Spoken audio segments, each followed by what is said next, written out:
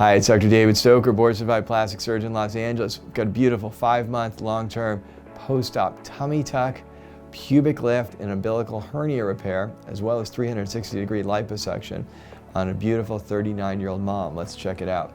First of all, overall, she has a nice low incision here, a good-looking belly button.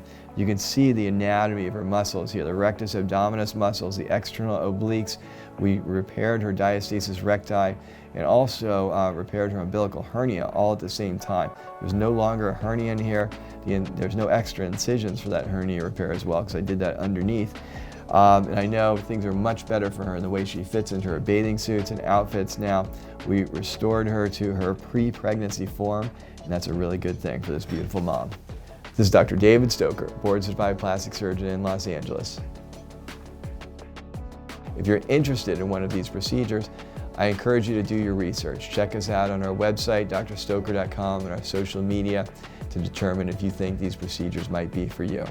If you are interested, make sure to send us your contact information, either your email, your cell phone, or just email us directly at info@drstoker.com. This is Dr. David Stoker, board-certified plastic surgeon in Los Angeles.